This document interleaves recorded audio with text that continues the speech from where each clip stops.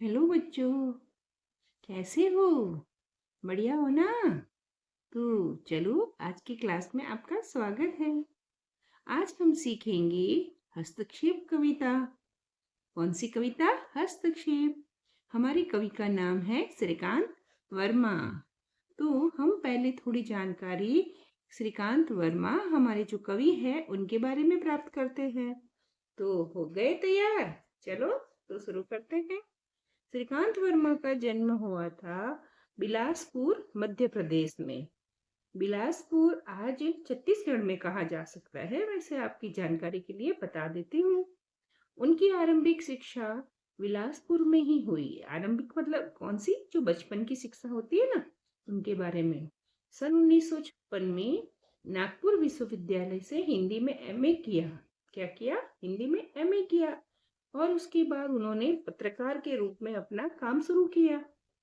तो उन्होंने जो पत्रकार के रूप में जो काम किया उसमें साहित्य से संबंधित वो लिखने लग गए।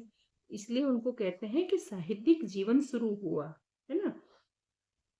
तो उनके साहित्यिक जीवन में क्या देखते हैं कि उनकी जो कृतियां हैं वो तो है ही, लेकिन उन्होंने कुछ समाचार पत्रों से भी वो जुड़े रहे थे। तो वो समाचार पत्र कौन से थे? श्रमिक, कृति, दिनमार और वर्णिका। ये सारे उनके पत्र थे जिनसे वो संबद्ध रहे थे। ठीक है। तो मध्य प्रदेश सरकार ने उन्हें कुछ पुरस्कार भी दिए थे। कौन से पुरस्कार?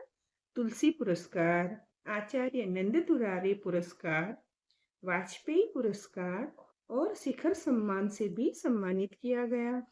उसके अलावा उन्हें केरल का कुमारन आसान राष्ट्रीय पुरस्कार भी प्रदान किया गया था, है ना। अब देखो उनकी कविताओं में क्या होता है। श्रीकांत वर्मा की कविताओं में उस समय की और समाज की विसंगतियों विसंगतियों मतलब कि जो कुछ बातें उन्हें अच्छी नहीं लगती थी ना, सभी प्रकार के लोगों के लिए सभी नियम तो उचित नहीं होते हैं ना। तो उस विसंगतियों, विद्रुपताओं यानी कि कुछ ऐसी अवस्थाएं, ऐसी व्यवस्थाएं जो उन्हें ठीक नहीं लगती थी, तो विद्रुपताओं के प्रति क्षोभ, क्षोभ का मतलब है कि मन में कहीं ना कहीं गुस्सा होता था, घुटन होती थी। तो क्षोभ का स्वर प्रकट हुआ है। अब देखते हैं उनके काव्य संग्रह कौन से थे। चलो देखते हैं। बटका मेघ, दिन आरंभ, माया दर्पण, जलसागर और मगध, ये उनके चर्चित काव्य संग्रह है। ठीक है। इन कविताओं से गुजरते हुए यह महसूस होता है कि कवि का अपने परिवेश और संघर्षरत मनुष्य से गहरा लगाव है।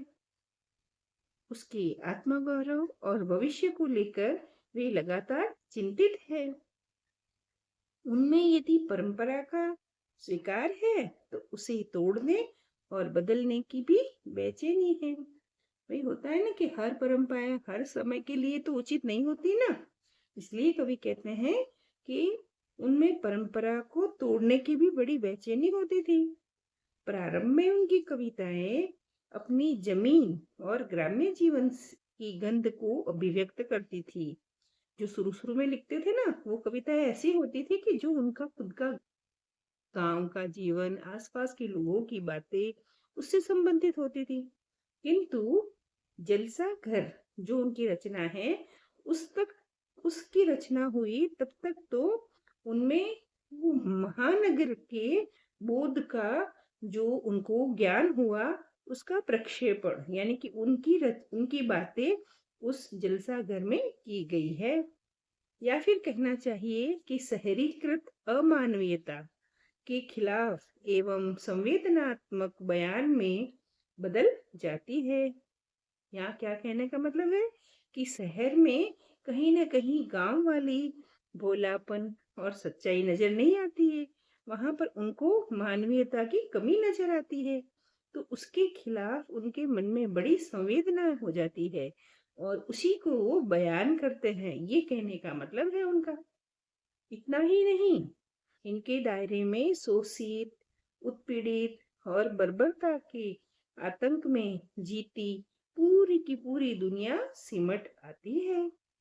उनकी कविताओं में अभिव्यक्त यथार्थ, यथार्थ किसको कहते हैं? यानी जो सच है, जो सच्चाई है जीवन की, उसके बारे में हमें अनेक स्वरों पर प्रभावित करता है। उनका अंतिम कविता संग्रह कौन सा था? मगध। उन्होंने जो कविता संग्रह लिखे उसमें अंतिम था मगध। वो उस समय के शासक वर्ग के बारे में और अंधकारमय भविष्य को बहुत प्रभावी ढंग से रेखांकित करता है। उनकी प्रकाशित अन्य महत्वपूर्ण रचनाएं कहे तो उसमें है झाड़ी संवाद, वो उनका कहानी संग्रह था। और दूसरी बात, ये एक उपन्यास था। जिरह, ये एक आलोचना थी। आलोचना क्या होती है कि किसी भी रचना के बारे में अच्छाई या कमियों के बारे में बताना, वो आलोचना होती है।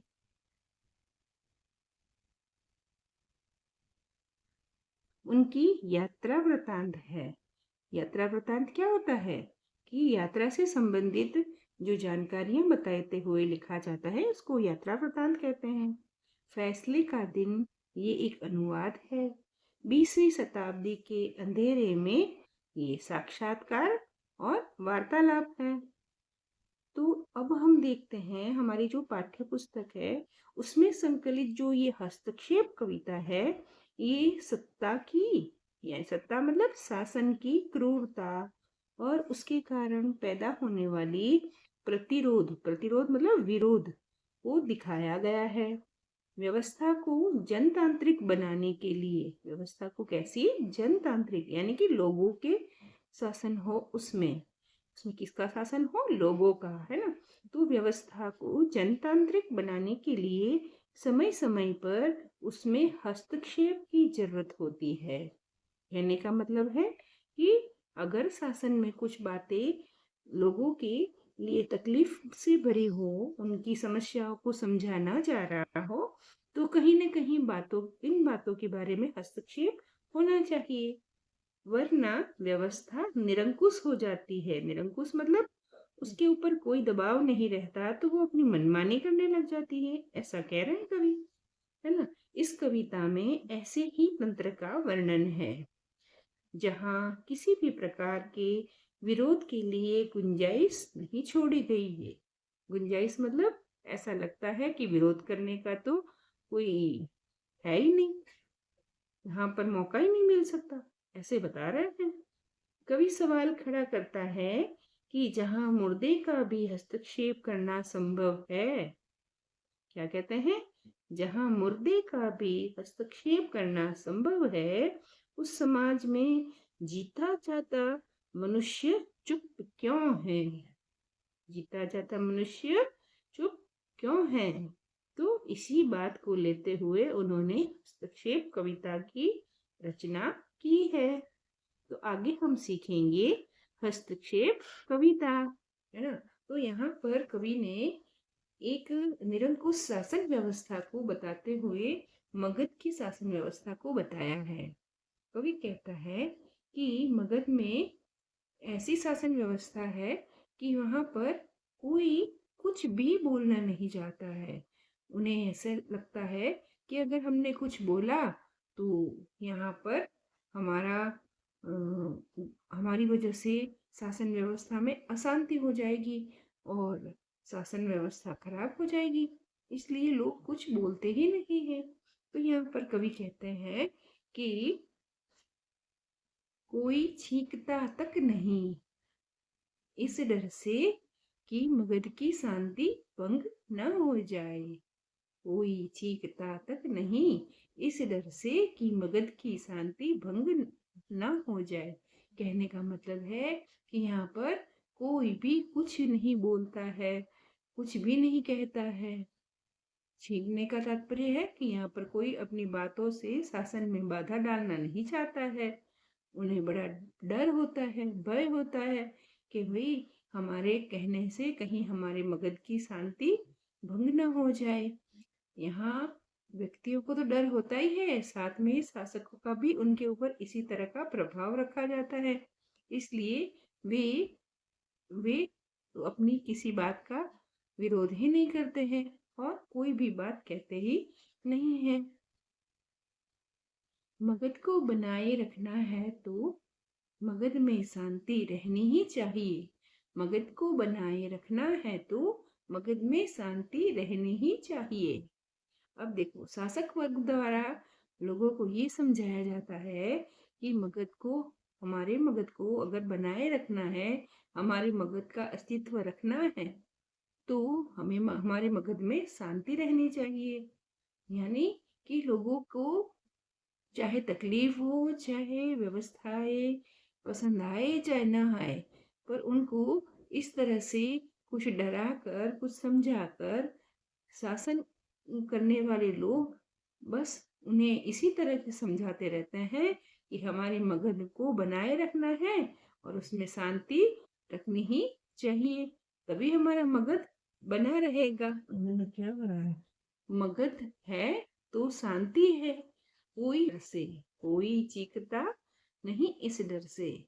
कवि कहते हैं कि लोगों में ये बात समझाई गई है कि मगध है तभी तो आपके जीवन में शांति है, और इसी वजह से लोग भी कोई चीखता तक नहीं इस डर से। कहने का मतलब, चाहे तकलीफ भी होती है ना, तो भी लोग अपनी तकलीफों को बयां करने के लिए चीखते चिल्लाते नहीं हैं। कहने का तात्पर्य है अपनी तकलीफों को मन में ही दबाए हुए बैठे रहते हैं।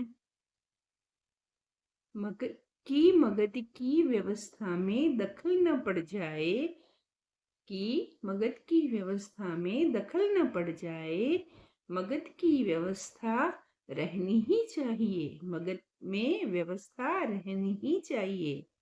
यहाँ कवि कहते हैं कि शासन व्यवस्था की बनाए रखने के लिए ये शासक वर्ग लोगों को ये कहता है कि मगध में जो व्यवस्था है, जो नियम वगैरह बनाए गए हैं, वो उसमें कोई दखल नहीं करनी चाहिए, कोई रोक टोक नहीं करनी चाहिए, नहीं तो व्यवस्था खराब हो जाएगी। इसलिए मगध में व्यवस्था रहनी ही चाहिए, ऐसा शासक वर्ग द्वारा नागरिकों को समझाया जाता है। इसलिए नागरिक भी उसका विरोध नहीं करते हैं और चुपचाप सब कुछ सहन करते रहते हैं। मगध में न रही तो कहाँ रहेगी, क्या कहेंगे लोग। मगध में न रही तो कहाँ रहेगी, क्या कहेंगे लोग। यहाँ कवि कहते हैं कि लोग सोचते हैं कि मगध में अगर व्यवस्था न रही तो फिर और कहाँ रह पाएगी, के अगर व्यवस्था ना भी रही तो लोग क्या कहेंगे। इसलिए हमें व्यवस्था को बनाए रखने के लिए चुप रहना चाहिए। लोगों का क्या, लोगों का क्या, लोग तो यह भी कहते हैं मगध अब कहने का मगध है। लोगों का क्या, लोग तो यह भी कहते हैं मगध अब कहने का मगध है। लोगों का क्या, लोग तो यह भी कहते हैं मगध अब कहने का मगध है। देखा, कवि कहते हैं कि लोगों का क्या, लोग तो अब ये भी कहने लग गए हैं कि मगध अब तो कहने का ही मगध रह गया है, पहले जैसा मगध कहाँ रहा है, कहाँ अब सुख शांति समृद्धि कहाँ रही है, कि है ना। तो अब कहते हैं कि मगध पहले जैसा नहीं रहा है। कोई टोकता तक नहीं, कोई टोकता तक नहीं, इस डर से कि मगध में टोकने का रिवाज न बन जाए, इस डर से कि मगध में टोकने का रिवाज न बन जाए। देखा, बेचारे लोग भी कुछ टोकते नहीं है, कहते नहीं है, मन में डर रखते हैं कि भाई हम अगर मगध में बोलने लग गए तो हमारी तरह कहीं ऐसे लोग भी सभी देखा देखी सभी बोलने लग गए तो कहीं टोकने का रोकने का कहीं रिवाज ही ना बन जाए। इस तरह से ना तो शासक वर्ग उनको बोलने देते हैं और न लोग भी बोल पाते हैं। तो ऐसी स्थितियां मगध की बताते हुए कवि प्रतीकात्मक रूप से आज की स्थिति के बारे में समझा रहे हैं। एक बार शुरू होने पर कहीं नहीं रुकता हस्तक्षेप, एक बार शुरू होने पर कहीं नहीं रुकता हस्तक्षेप। तो यहाँ कवि कह रहे हैं कि अगर एक बार शुरू हो जाता है ना हस्तक्षेप करना और दखल अंदाजी करना, तो फिर तो रुकता ही नहीं है। फिर लोग सोचते हैं हाँ ये बात तो कहनी पड़ेगी, चलो। तो फिर लोग इस बारे में शुरुआत भी कर देते हैं। वैसे तो मगध निवासियों कितना भी कतराओ, वैसे तो मगध निवासियों कितना भी कतराओ, तुम बच नहीं सकते हस्तक्षेप से, तुम बच नहीं सकते हस्तक्षेप से। यहाँ कवि समझाते हैं कि भाई मगधवासियों, आप कितना भी चाहो कि हम शांति बनाए रखना चाहते हैं, हम व्यवस्था बनाए रखना चाहते हैं, लेकिन कभी तो कभी, कभी न कभी जब मन में कोई ऐसी बातें ज्यादा आ जाती है, तो फिर उसका विरोध या उसका उसमें हस्तक्षेप हो ही जाता है। वैसे तो मगध निवासियों, तुम कितना ही कतराओ कि हम विरोध नहीं करेंगे, लेकिन तुम बच नहीं सकते हैं। कभी न कभी तो तुम हस्तक्षेप यानी कि विरोध, दखल अंदाजी करोगे ही। जब कोई नहीं करता तब नगर के बीच से, जब कोई नहीं करता तब नगर के बीच से गुजरा हुआ मुर्दा यह प्रश्न करता है। तब नगर के बीच से गुजरा हुआ मुर्दा यह प्रश्न करता है, मनुष्य क्यों मरता है, मनुष्य क्यों मरता है। इन पंक्तियों के द्वारा कवि कहते हैं कि जब कोई भी विरोध नहीं करता है, तब नगर के बीच से गुजरने वाला एक मृत व्यक्ति भी यह प्रश्न करता है कि भाई मनुष्य मरता क्यों है। बताओ आप इस बारे में सोचो सोचो। तो इस प्रकार यहाँ अंत में यह समझाया गया है कि, तो इस प्रकार कवि कहते हैं कि जब कोई हस्तक्षेप नहीं करता, सब बचने की कोशिश करते हैं, तब नगर के बीच से गुजरने वाला मुर्दा भी मनुष्य के मरने पर प्रश्न खड़ा कर हस्तक्षेप कर देता है। क्या करता है? हस्तक्षेप, है ना। अंततः सामान्य जनता निरंकुश शासन का साहस पूर्वक विरोध करने लगती है। तब भला लोग भी ऐसे चुप नहीं रहते हैं। अर्थात भाव यह है कि सत्ता की निरंकुशता का विरोध नागरिकों का अधिकार है, और फिर निरंकुश शासन का साहस पूर्वक विरोध करने लग जाती है। तो यहाँ कवि आखिर शासन व्यवस्था की कमियों के बारे में और लोगों की भावनाओं के बारे में अपने विचारों का यहाँ पर प्रस्तुतिकरण करते हैं। तो अच्छी लगी ना कविता आपको? ठीक है, तो आप इससे संबंधित कोई भी आपकी समस्या हो तो मुझे कमेंट सेक्शन में जरूर बताना। ठीक है, और आगे आप कौन सा वीडियो देखना चाहोगे, कौन सी कविता या अध्याय, व्याकरण, आप क्या देखना चाहोगे, मुझे कमेंट सेक्शन में जरूर बताना। ठीक है, और लाइक, शेयर और सब्सक्राइब तो करना ही है। ठीक है, थैंक यू।